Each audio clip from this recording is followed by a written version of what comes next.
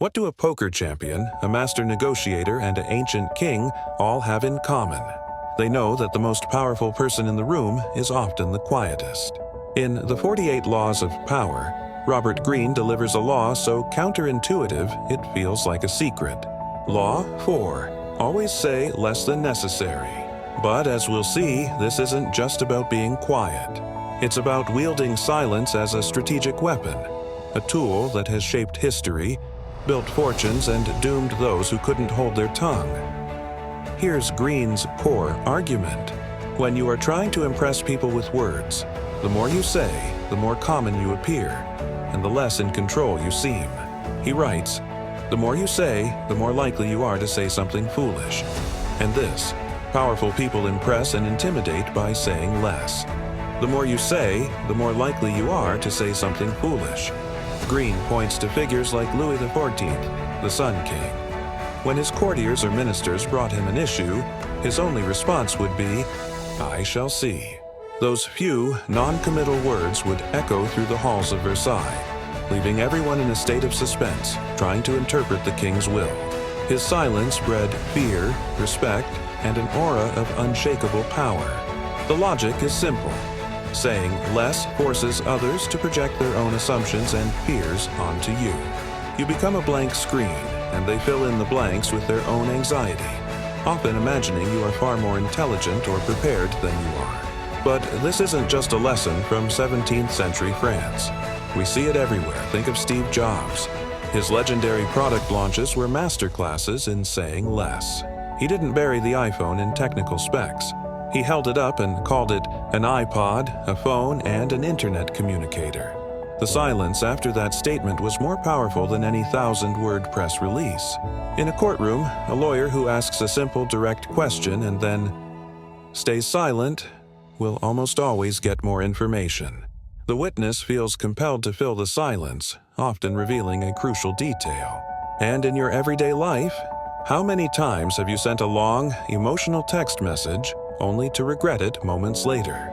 As Greene warns, regard it as a sign of power if your conversations are far more profitable and powerful for others than they are for you.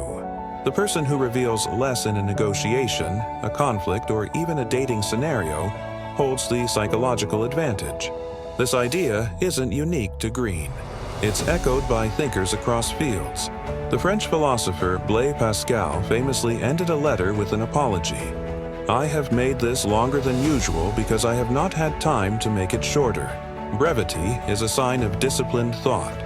Friedrich Nietzsche observed, "We often refuse to accept an idea merely because the tone of voice in which it has been expressed is unsympathetic to us. Say less, and you give people fewer reasons to dislike you. Even modern science backs this up." Psychologist James Pennebaker's research on language shows that people who use fewer words, especially filler words and qualifiers, are perceived as more powerful, confident, and credible. But here's the critical twist, the part Greene doesn't always emphasize.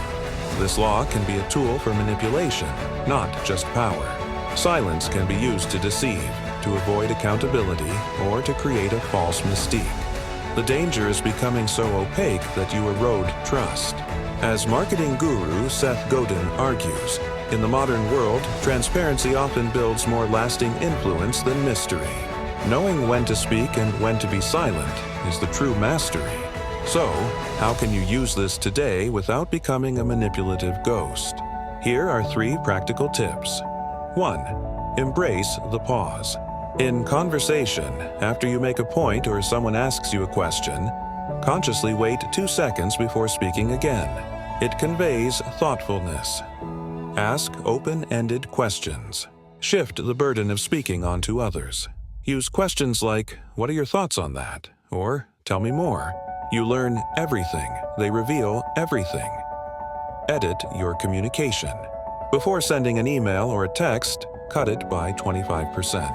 Remove the emotional fluff, the justifications, the unnecessary details. Be clear, be concise, be gone. Law 4 isn't about never speaking. It's about understanding that every word you say has a cost. Will your words reveal a weakness? Will they commit you to a path you don't want to be on? Or will they, like strategic silence, project strength and intelligence? Robert Greene gives us the weapon. The choice of how to wield it, for defense, for influence, or for deception, is where your true power lies. Because in the end, the most powerful words are often the ones you never say.